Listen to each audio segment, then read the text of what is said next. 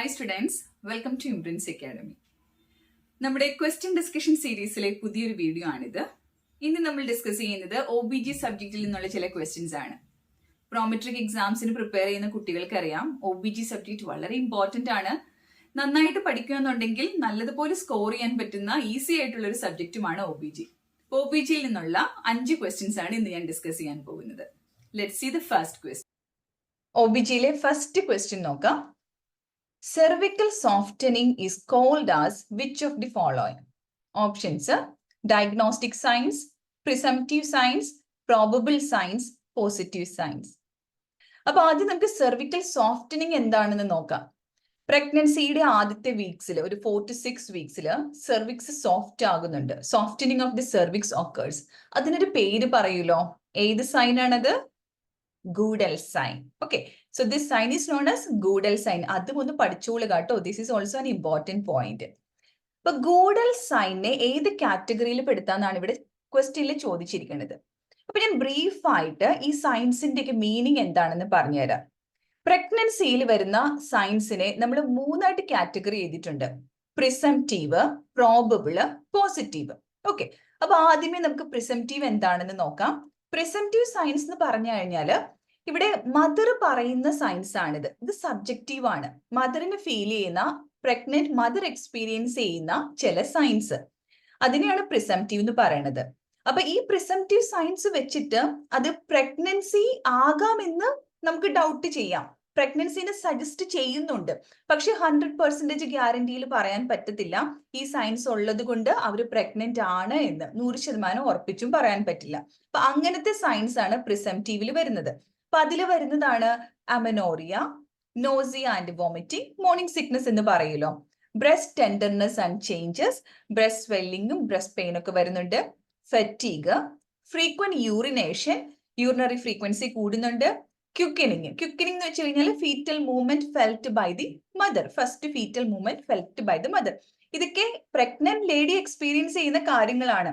ഇതൊക്കെ സജസ്റ്റ് ചെയ്യുന്നതും പ്രഗ്നൻസിനെയാണ്, പക്ഷെ നമുക്ക് 100% ഉറപ്പായിട്ട് പറയാൻ പറ്റത്തില്ല. അപ്പൊ ഇത് ലീസ്റ്റ് റിലയബിൾ ആയിട്ടുള്ള സയൻസ് ആണ്. ഇതിന് പ്രിസംറ്റീവ് എന്ന് പറയും. നിങ്ങൾ ഇത്ര ഓർത്താൽ മതി, മദർ എക്സ്പീരിയൻസ് ചെയ്യുന്ന സയൻസ്. ഇനി അടുത്തത് വരുന്നത് പ്രോബബിൾ സയൻസ്. പ്രോബബിൾ സയൻസ് എന്ന് പറയുമ്പോൾ അത് ഒബ്ജക്റ്റീവ് ആണ്. ഒബ്ജക്റ്റീവ് എന്ന് പറയുമ്പോൾ എന്താണ്? നമ്മൾ ഒബ്സർവ് ചെയ്യുന്നത്, ആസ് എ നേഴ്സ് നമ്മൾ ഒബ്സർവ് ചെയ്യുന്ന സയൻസ്, നമ്മൾ ഫൈൻഡ് ഔട്ട് ചെയ്യുന്ന കാര്യങ്ങൾ. പ്രിസംറ്റീവുമായിട്ട് കമ്പയർ ചെയ്യുമ്പോൾ കുറച്ചുകൂടി റിലയബിൾ ആയിട്ടുള്ള പ്രഗ്നൻസി സയൻസ് ആണിത്. എന്നാൽ ഇവിടെയും നമുക്ക് ഉറപ്പിച്ചു പറയാൻ പറ്റത്തില്ല ഈ സയൻസ് ഉള്ളത് കൊണ്ട് അവര് പ്രഗ്നന്റ് ആണ്, അങ്ങനെ 100% ഗ്യാരണ്ടിയിൽ പറയാൻ പറ്റില്ല. മോസ്റ്റ് പ്രോബബിളി അവർ പ്രഗ്നന്റ് ആയിരിക്കും, ബട്ട് 100% ഉറപ്പിൽ പറയാൻ പറ്റത്തില്ല. അപ്പൊ പ്രോബബിൾ സയൻസിൽ വരുന്നത് ഏതൊക്കെയാണെന്ന് നോക്കുക. ഗൂഡൽ സൈൻ ഉണ്ട്. ഗൂഡൽ സൈൻ നമ്മൾ ക്വസ്റ്റ്യനിൽ എന്തായിരുന്നു കണ്ടത്? Softening of the cervix, that is Goodell sign. Then Chadwick sign ഉണ്ട്. ചാഡ്വിക് സൈൻ എന്ന് പറയുമ്പോൾ പ്രഗ്നന്റ് ആയി ഇനീഷ്യൽ വീക്സിൽ സെർവിക്സ് വജീന ഏരിയയ്ക്ക് ഒരു ബ്ലൂയിഷ് ഡിസ്കളറേഷനിലാകും, ഒരു purplish bluish discolouration of the cervix and വജീന in the initial weeks of the pregnancy. അത് അങ്ങോട്ടേക്കുള്ള blood supply ഒക്കെ കൂടുന്നത് കൊണ്ടാണ്. അതിന് ചാഡ്വിക് സൈൻ എന്ന് പറയും. ദെൻ ഹേഗാർഡ് സൈൻ ഉണ്ട്. ഹേഗാർഡ് സൈൻ എന്ന് പറയുമ്പോൾ സെർവിക്കൽ ഇസ്ത്മസ് സോഫ്റ്റനിങ് ആകുന്നതാണ്.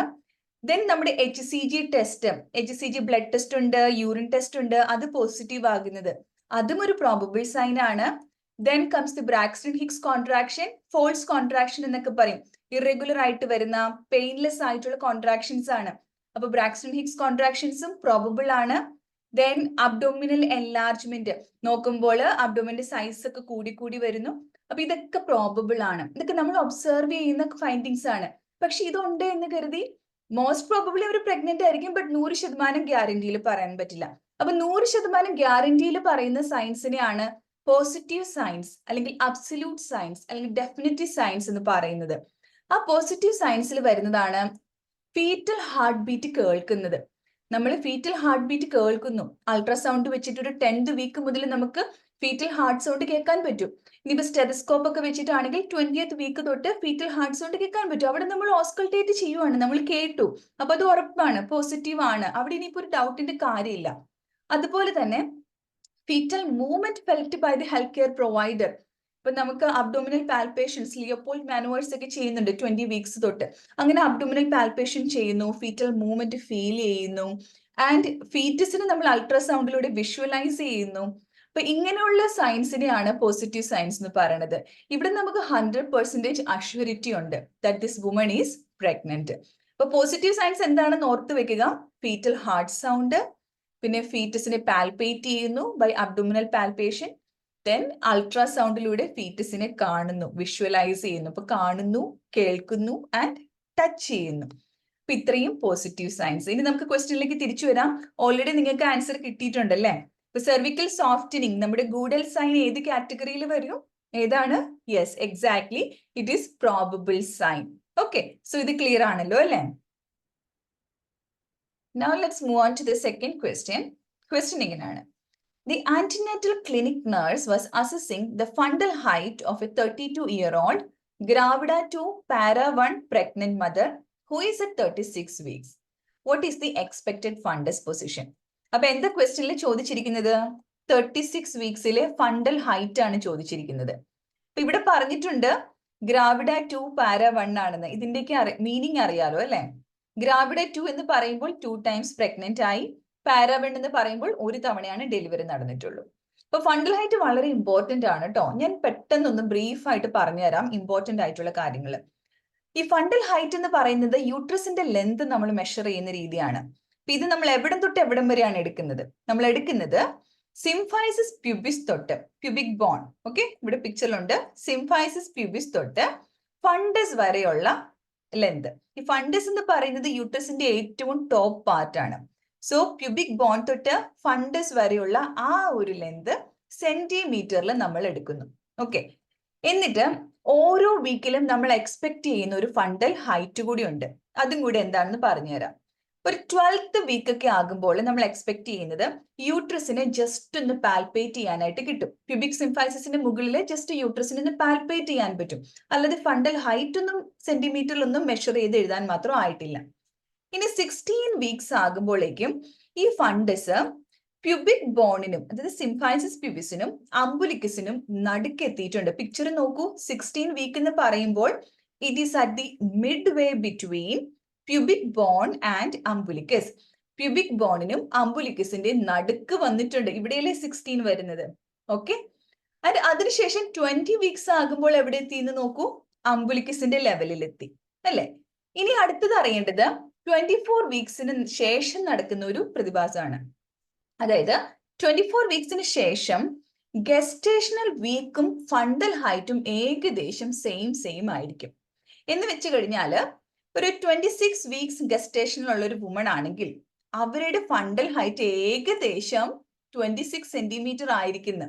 അതുപോലെ 28 വീക്ക് ഗസ്റ്റേഷൻ ആണെങ്കിൽ ഏകദേശം 28 സെന്റിമീറ്റർ ആയിരിക്കും ഫണ്ടൽ ഹൈറ്റ് വരുന്നത്. അതിനാണ് മാക്ഡൊണാൾഡ്സ് റൂൾ എന്ന് പറയുന്നത്. മാക്ഡൊണാൾഡ്സ് റൂൾ പറയുന്നത് 24 വീക്സിന് ശേഷം ഫണ്ടൽ ഹൈറ്റും ഗസ്റ്റേഷണൽ വീക്കും ഓൾമോസ്റ്റ് ഈക്വൽ ആയിരിക്കും. എക്സാക്ട്ലി സെയിം അല്ല, ഒരു +or-2 സെന്റിമീറ്ററിന്റെ ഡിഫറൻസ് ഇവിടെ വരുന്നുണ്ട്. എന്നാലും നമുക്ക് അപ്രോക്സിമേറ്റ്ലി ഈക്വൽ ആണെന്ന് പറയാം. ഓക്കെ, ഇനി 36 വീക്സ് ഒക്കെ ആകുമ്പോൾ എന്ത് സംഭവിക്കും? ഫണ്ടസ് എവിടെ എത്തി നോക്കൂ, പിക്ചറിൽ നോക്കൂ. 36 വീക്സിൽ സിഫോയിഡ് പ്രോസസിന്റെ ആ ഒരു ലെവലിലേക്ക് വന്നിട്ടുണ്ട്. So it is at the level of xiphoid process. ഇനി മുകളിലേക്ക് പോകത്തില്ല കേട്ടോ. ഇനിയിപ്പോ താഴേക്കാണ് വരാൻ പോകുന്നത്. ഫണ്ടൽ ഹൈറ്റ് കുറയുകയാണ്. കാരണം after 36 weeks the baby is preparing for labour. ഇപ്പൊ എൻഗേജ്മെന്റ് നടക്കുന്നു, കുട്ടി പെൽവിക് ബോണിലേക്ക് ഇറങ്ങി വരികയാണ്. അപ്പൊ അതുകൊണ്ട് തന്നെ ഫണ്ടൽ ഹൈറ്റ് കുറയാൻ തുടങ്ങും. അതിന് ലൈറ്റനിങ് എന്നാണ് പറയുന്നത്. അപ്പൊ ബ്രീഫായിട്ട് ഇത്രയും കാര്യങ്ങൾ നമ്മൾ പഠിച്ചല്ലോ അല്ലെ? ഇനി നമുക്ക് ക്വസ്റ്റ്യനിലേക്ക് പോയാലോ? ഇപ്പൊ ക്വസ്റ്റ്യനിൽ ചോദിച്ചിരിക്കുന്നത് 36 വീക്സില് ഫണ്ടൽ ഹൈറ്റ് എവിടെ കിട്ടുന്നതാണ്. ഓൾറെഡി നമ്മൾ പഠിച്ചു കഴിഞ്ഞു. എവിടെയാണ് വരിക? Yes, answer is at the level of xiphoid process. Okay, അംബുലിക്കസിന്റെ ലെവലിൽ വരുന്നത് എപ്പോഴാണ്? It is at 20 weeks. Okay, ഇനി നമുക്ക് മൂന്നാമത്തെ ക്വസ്റ്റ്യൻ നോക്കാം. The nurse is teaching a 32-week pregnant woman how to distinguish between false contraction and true labor contraction. Which statement about false contractions are accurate? എന്താണ് ക്വസ്റ്റ്യനിൽ ചോദിച്ചിരിക്കുന്നത്? ഈ താഴെ തന്നിരിക്കുന്ന ഓപ്ഷൻസിൽ ഫോൾസ് കോൺട്രാക്ഷൻസ് ഏതാണ്? ഇപ്പൊ നമ്മൾ ലേബറിനെ പറ്റി പഠിപ്പിക്കുമ്പോൾ ട്രൂ ലേബർ കോൺട്രാക്ഷനും ഫോൾസ് ലേബർ കോൺട്രാക്ഷനും സ്റ്റുഡൻസിന് പറഞ്ഞു കൊടുക്കാറുണ്ട്. അപ്പൊ ഇത് ഡിസ്റ്റിങ്വിഷ് ചെയ്യാനുള്ള നോളജ് ഒരു നഴ്സിന് വേണം. ഇപ്പൊ ഫോൾസ് ലേബർ പെയിൻ എന്ന് പറയുമ്പോൾ അത് ഇറഗുലർ ആയിരിക്കും. ഫോൾസ് കോൺട്രാക്ഷൻസ് ഇറഗുലർ ആയിരിക്കും. പക്ഷെ ട്രൂ ആയിട്ടുള്ള കോൺട്രാക്ഷൻസ്, ട്രൂ ലേബർ കോൺട്രാക്ഷൻസ് എങ്ങനെയാണ്? അത് റെഗുലർ ആണ്, റെഗുലർ ഇന്റർവെല്ലിലാണ് വരുന്നത്. ഇനി ഓരോ തവണ കോൺട്രാക്ഷൻസ് വരുമ്പോഴും അതിന്റെ ഇന്റൻസിറ്റി കൂടിക്കൊണ്ടിരിക്കും. ഇപ്പൊ വരുന്ന കോൺട്രാക്ഷൻസ് ആയിരിക്കത്തില്ല ഇനിയിപ്പോൾ ഒരു 1 hour കഴിഞ്ഞ് വരാൻ പോകുന്നത്. അപ്പൊ ഓരോ കോൺട്രാക്ഷൻസ് കഴിയുന്തോറും കോൺട്രാക്ഷന്റെ ഇന്റൻസിറ്റിയും ഡ്യൂറേഷനും കൂടിക്കൊണ്ടിരിക്കും. ഓക്കെ, ഇനി അടുത്തത് ഫോൾസ് ലേബർ പെയിൻ ആണെങ്കിൽ അല്ലെങ്കിൽ ഫോൾസ് കോൺട്രാക്ഷൻസ് ആണെങ്കിൽ അതിന്റെ കൂടെ സെർവിക്സിൽ യാതൊരുവിധ ചേഞ്ചസും കാണത്തില്ല. അപ്പൊ ഇവിടെ ഫോൾസ് ലേബർ പെയിൻ ഉണ്ട്, പക്ഷെ സെർവിക്സിൽ യാതൊരു ചേഞ്ചസും ഇല്ല. പക്ഷെ ട്രൂ ലേബർ പെയിൻ ആണെങ്കിലോ സെർവിക്കൽ ചേഞ്ചസ് അവിടെ കാണും. സെർവിക്കൽ ഡയലിറ്റേഷൻ നടക്കും, സെർവിക്കൽ എഫേസ്മെന്റ് നടക്കും.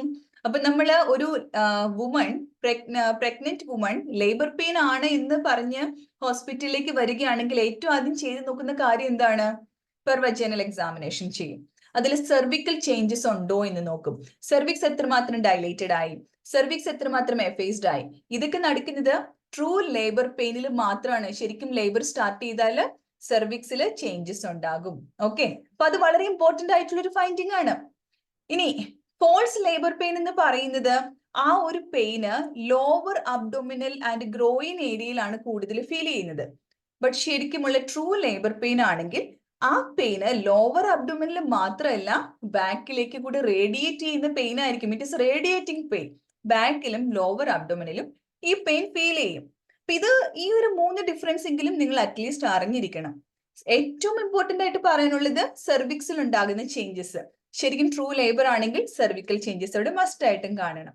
ഓക്കെ, അപ്പൊ ഇനി ക്വസ്റ്റ്യനിലേക്ക് തിരിച്ചു വരുവാണ്. Which statement about false contraction is accurate? ഇതിൽ ഏതാണ് ഫോൾസ് കോൺട്രാക്ഷൻ എന്ന് കണ്ടുപിടിക്കണം. Option A, they are regular and increase gradually.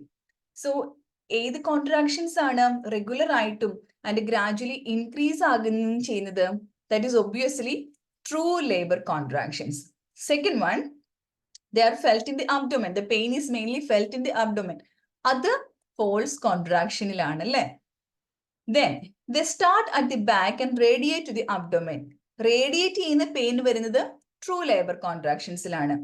Cervical dilation and effacement occurs, അതും true labor contractions ലാണ്. So the answer is they are felt in the abdomen. Option B, abdomen മാത്രം feel ചെയ്യുന്നത് false labor ആയിരിക്കും. False labor contractions ആയിരിക്കും. Okay, now let's see the next question. The nurse in a labor room is performing a vaginal assessment on a pregnant client in labor. The nurse notes the presence of the umbilical cord protruding from the vagina. What is the first nursing action with this finding? The question is namukku manasilayi umbilical cord is protruding from the vagina. അതിനർത്ഥം എന്താണ്? Code prolapse ഉണ്ടായി അല്ലെ, അംബുലിക്കൽ code prolapse വന്നിട്ടുണ്ട്. അപ്പൊ അങ്ങനെ വരുമ്പോൾ എന്താണ് നിങ്ങൾ ആദ്യം ചെയ്യേണ്ട കാര്യം? What is the first action? ഈ കോഡ് പ്രൊലാപ്സ് എന്ന് പറയുന്നത് ഒരു ഒബ്സ്റ്റട്രിക്കൽ എമർജൻസി ആണ്. അതായത് നമ്മൾ ഇമ്മീഡിയറ്റ്ലി ആക്ട് ചെയ്യേണ്ട ഒരു കാര്യമാണ്. അല്ലാന്നുണ്ടെങ്കിൽ കുട്ടിയുടെ ലൈഫ് ഡേഞ്ചറിലാണ്, ഒരു ലൈഫ് ത്രെറ്റനിങ് സിറ്റുവേഷൻ തന്നെയാണ്. കാരണം അംബുലിക്കൽ കോഡ് ഇവിടെ കംപ്രസ് ആകുന്നുണ്ട്. കോഡ് പ്രൊലാപ്സ് എന്ന് പറയുമ്പോൾ അംബുലിക്കൽ കോഡ് സെർവിക്സിലൂടെ വജേനയിലൂടെ പുറത്തേക്ക് ഇറങ്ങി വരുന്നു, പ്രൊലാപ്സ് ആകുന്നു. അങ്ങനെ വരുമ്പോൾ ഈ കോഡിനെ കുട്ടി തന്നെ കംപ്രസ് ചെയ്യും. അപ്പൊ കംപ്രസ് ചെയ്യുമ്പോൾ എന്ത് സംഭവിക്കും? കുട്ടിക്ക് ബ്ലഡ് കിട്ടത്തില്ല. കാരണം അംബുലിക്കൽ കോഡിലൂടെയാണല്ലേ കുട്ടിക്ക് ബ്ലഡ് കിട്ടുന്നത്. സോ കോഡ് കംപ്രസ് ആയി കഴിയുമ്പോൾ കുട്ടിക്ക് കിട്ടുന്ന ബ്ലഡ് കുറയും. ബ്ലഡ് കുറയുമ്പോൾ എന്ത് സംഭവിക്കുന്നു? ഓക്സിജൻ കുറയും. ബ്ലഡിലൂടെയാണ് ഓക്സിജൻ കിട്ടുന്നത്. അപ്പൊ അങ്ങനെ വരുമ്പോൾ കുട്ടിയുടെ ഹാർട്ട് റേറ്റ് കുറയുന്നു അല്ലെ. അപ്പം നമ്മൾ സാധാരണ സ്റ്റുഡൻസിന്റെ അടുത്ത് പറയുന്ന ഒരു കാര്യമാണ്, അമ്നോട്ടിക് സാക്ക് റപ്ചർ ആയി കഴിഞ്ഞാൽ നിങ്ങൾ ചെയ്യേണ്ട ഫസ്റ്റ് ഡ്യൂട്ടി എന്ന് പറയുന്നത് ഫീറ്റൽ ഹാർട്ട് റേറ്റ് ചെക്ക് ചെയ്ത് നോക്കുക. കാരണം എന്താണ്? കോഡ് പ്രൊലാപ്സ് ഉണ്ടായിട്ടുണ്ടെങ്കിൽ FHR കുറവായിരിക്കും. അപ്പം എല്ലാ കേസിലും അമ്നോട്ടിക് സാക്ക് റപ്ചർ ആയി കഴിഞ്ഞാൽ ഉറപ്പായിട്ടും ഫീറ്റൽ ഹാർട്ട് റേറ്റ് ചെക്ക് ചെയ്തിരിക്കണം. ഓക്കെ, ഇനി നമുക്ക് അഗൈൻ ടോപ്പിക്കിലേക്ക് തിരിച്ചു വരാം, ക്വസ്റ്റ്യനിലേക്ക് തിരിച്ചു വരാം. ക്വസ്റ്റ്യനിൽ ചോദിച്ചിരിക്കുന്നത് ഇങ്ങനെ കോഡ് പ്രൊലാപ്സ് വന്നാൽ എന്താണ് ഇമ്മീഡിയറ്റ്ലി ചെയ്യേണ്ടത്? അപ്പൊ ഇവിടെ ചെയ്യേണ്ട കാര്യം ഇമ്മീഡിയറ്റ്ലി ഡെലിവറി നടത്തുക എന്നുള്ളതാണ്. പക്ഷെ ഡെലിവറിക്ക് മുമ്പായിട്ട് ചെയ്യേണ്ട ചില ഫസ്റ്റ് എയ്ഡ് കാര്യങ്ങളുണ്ട്.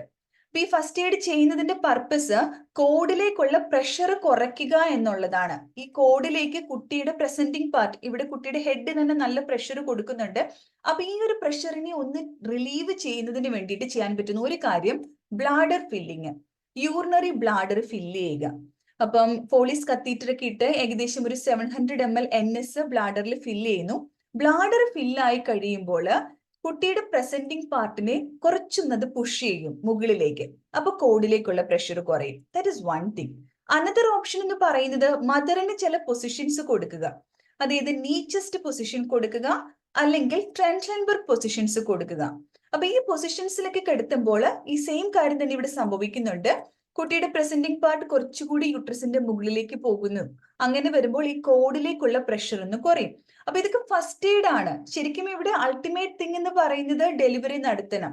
അപ്പൊ വജൈനൽ ഡെലിവറിക്ക് ബുദ്ധിമുട്ടുണ്ടെങ്കിൽ caesarean session should be conducted. അപ്പൊ ഇനി നമുക്ക് ക്വസ്റ്റ്യനിലേക്ക് തിരിച്ചു വരാം അല്ലെ. ക്വസ്റ്റ്യനിൽ ചോദിച്ചിരിക്കുന്നത് നിങ്ങളുടെ ഫസ്റ്റ് ആക്ഷൻ എന്തായിരിക്കണം എന്നാണ്. ഓപ്ഷൻസ് നോക്കാം. Jelly push the cord into the vagina. No, never do that. അതല്ല അതിന്റെ answer. Place the client in Trendelenburg position. അത് കറക്റ്റ് ആണ് അല്ലെ. ഒന്നുകിൽ നീ ചെസ്റ്റ് അല്ലെങ്കിൽ ട്രെൻഡ്ലൻബർഗ് പൊസിഷൻ എന്നാ പറഞ്ഞത്, കറക്റ്റ് ആണ്. Find the closest telephone and page the primary health care provider stat. അത് ചെയ്യേണ്ട കാര്യം തന്നെയാണ്, ഡോക്ടറെ പെട്ടെന്ന് അറിയിക്കുക. പക്ഷേ ഇതിനേക്കാളും പ്രയോറിറ്റി ഓപ്ഷൻ ബി തന്നെയാണ്. ഇമ്മീഡിയറ്റ്ലി ആ കംപ്രഷൻ റിലീവ് ചെയ്യണം, അതിന് വേണ്ടിയിട്ട് പൊസിഷൻ കൊടുക്കുകയാണ് പ്രയോറിറ്റി. നാലാമത്തേത് call the delivery room to notify the staff that the client will be transported immediately. അതും ചെയ്യേണ്ട കാര്യം തന്നെയാണ്. ബട്ട് പ്രയോറിറ്റി വരുന്നത്, ഫസ്റ്റ് ആക്ഷൻ എന്ന് പറയുന്നത് കോഡ് കംപ്രഷൻ റിലീവ് ചെയ്യാനുള്ള ഫസ്റ്റ് എയ്ഡ് കൊടുക്കുക എന്നുള്ളത്. സോ ഓപ്ഷൻ ബി ആണ് ഇവിടെ ആൻസർ ആയിട്ടുള്ളത്. Now let's see the fifth question. A nurse is reviewing blood result of a pregnant client who is receiving magnesium sulfate. Its level is increased. Which of the following symptoms the nurse should monitor? ഇപ്പൊ നമ്മള് magnesium sulphate pregnant വുമണിന് കൊടുക്കാറുണ്ട്. ഏത് conditions ഉള്ളപ്പോഴാണ്? പ്രിയക്ലാംഷ്യ, എക്ലാംഷ്യൊക്കെ ഉള്ളപ്പോൾ അല്ലെ. അപ്പം കൺവൾഷനെ prevent ചെയ്യുന്നതിന് വേണ്ടിയിട്ടാണ് നമ്മൾ മഗ്നീഷ്യം സൾഫേറ്റ് കൊടുക്കുന്നത്. ഈ മഗ്നീഷ്യം സൾഫേറ്റിന് ഒരു പ്രശ്നമുണ്ട്. എന്താ പ്രശ്നം? അതിന്റെ ലെവൽ ബ്ലഡിൽ കൂടിക്കഴിഞ്ഞാല് ടോക്സിസിറ്റി ഉണ്ടാകും അല്ലെ, ഗുണത്തെക്കാൾ ദോഷമായിരിക്കും ചെയ്യുന്നത്. അപ്പൊ അതിന്റെ ലെവൽ നമ്മൾ മോണിറ്റർ ചെയ്തുകൊണ്ടേയിരിക്കണം. അപ്പൊ മഗ്നീഷ്യത്തിന്റെ നോർമൽ റേഞ്ച് എന്ന് പറയുന്നത് 3.5 to 7 milli equivalent per litre ആയിരിക്കണം. ഇതാണ് തെറാപ്യൂട്ടിക് റേഞ്ച്. ഇതിനുള്ളിലാണെങ്കിൽ നമ്മൾ ഉദ്ദേശിക്കുന്ന എഫക്റ്റ് കിട്ടും. ആന്റി കൺവൾസന്റ് ആയിട്ടാണ് ഇവിടെ കൊടുക്കുന്നത്. പക്ഷെ അത് അതിലും കൂടിക്കഴിഞ്ഞാൽ, 7ലും കൂടിക്കഴിഞ്ഞാൽ ടോക്സിസിറ്റി ഉണ്ടാക്കും. അപ്പൊ അങ്ങനെ ടോക്സിസിറ്റി ഉണ്ടാകുമ്പോൾ വരുന്ന സൈൻസ് ആൻഡ് സിംറ്റംസ് എന്തൊക്കെയാണ്? മോർ ദാൻ 7 മില്ലി ഇക്വലന്റ് ഒക്കെ ആകുമ്പോഴേക്കും ആദ്യം വരുന്ന പ്രശ്നം എന്ന് പറയുന്നത് loss of deep tendon reflexes. Deep tendon reflexes ഇല്ലാതാകുന്നു. ഇനി 10ലും കൂടിക്കഴിഞ്ഞാൽ, കുറച്ചുകൂടി ഇൻക്രീസ് ആകുമ്പോൾ എന്ത് സംഭവിക്കും? റെസ്പിറേറ്ററി ഡിപ്രഷനും കൂടി ഉണ്ടാകുന്നു. റെസ്പിറേറ്ററി റേറ്റ് കുറയുന്നു. പിന്നെയും കൂടിയാലോ, മോർ ദാൻ 25ലേക്കൊക്കെ വരുമ്പോഴോ കാർഡിയക് അറസ്റ്റിലേക്ക് വരെ ലീഡ് ചെയ്യുക. അപ്പൊ ഇതൊക്കെയാണ് ടോക്സിസിറ്റി സയൻസ്. അപ്പൊ നിങ്ങളോട് ഇങ്ങനത്തുള്ള ക്വസ്റ്റ്യൻസ് ഒക്കെ തരുമ്പോൾ നിങ്ങൾ നോക്കേണ്ടത് ഈ പറഞ്ഞ ഓപ്ഷൻസ് ഉണ്ടോ എന്നാണ്. അപ്പൊ ഇങ്ങനെ ഈ പ്രശ്നങ്ങൾ കാണുകയോ അല്ലെങ്കിൽ ബ്ലഡ് റിസൾട്ടില് മഗ്നീഷ്യം സൾഫേറ്റിന്റെ ലെവൽ മോർ ദാൻ 7 ആയിട്ട് കിട്ടുകയോ ചെയ്താൽ ആന്റിഡോട്ട് കൊടുക്കണം. Antidote is calcium gluconate. ക്വസ്റ്റ്യനിലേക്ക് ഞാൻ തിരിച്ചു വരുന്നു. So what should the nurse monitor? Trousseau, depressed respiration, elevated blood pressure, increased tension reflexes. അപ്പൊ ഇവിടെ എന്താണ് ആൻസർ വരിക? Answer is option B, depressed respiration. Respiratory depression ഉണ്ടാകുന്നു അല്ലെ. അപ്പൊ ആദ്യം സംഭവിക്കുന്നത് loss of deep tendon reflexes, then respiratory depression, പിന്നെയും കൂടിക്കഴിഞ്ഞാൽ it may lead to cardiac arrest. ഇതും വളരെ ഇമ്പോർട്ടന്റ് ആയിട്ടുള്ള ഒരു ടോപ്പിക് തന്നെയാണ്. അപ്പൊ ഇന്ന് നമ്മൾ ഡിസ്കസ് ചെയ്ത ഈ 5 ക്വസ്റ്റ്യൻസ് വളരെ ഇമ്പോർട്ടന്റ് ആണ്. ഈ ടോപ്പിക്സും വളരെ ഇമ്പോർട്ടന്റ് ആണ്. Okay, I hope it is clear. അപ്പൊ ഇന്നത്തെ നമ്മുടെ ക്വസ്റ്റ്യൻ ഡിസ്കഷൻ സീരീസ് നിങ്ങൾക്ക് യൂസ്ഫുൾ ആയിരുന്നു എന്ന് വിചാരിക്കുന്നു. അപ്പോൾ OBG സബ്ജക്ട് വളരെ ഈസിയാണ്, വളരെ സിമ്പിൾ ആയിട്ട് തന്നെ നമുക്ക് പഠിച്ചെടുക്കാൻ പറ്റുന്നതേ ഉള്ളൂ. അപ്പൊ ഈ ഒരു സബ്ജക്ട് ഡീറ്റെയിൽ ആയിട്ട് പഠിക്കുന്നതിനും ഇതുപോലുള്ള ക്വസ്റ്റ്യൻസ് കൂടുതൽ പ്രാക്ടീസ് ചെയ്യുന്നതിനും ഒക്കെ നമ്മുടെ ഓൺലൈൻ കോച്ചിങ്ങിന് ജോയിൻ ചെയ്യാൻ താല്പര്യമുള്ളവർ താഴെ തന്നിരിക്കുന്ന നമ്പറിൽ ഞങ്ങളെ കോൺടാക്ട് ചെയ്താൽ മതി. പുതിയൊരു വീഡിയോയുമായിട്ട് ഞങ്ങൾ പെട്ടെന്ന് തന്നെ വരാം. Thanks for watching. Bye bye.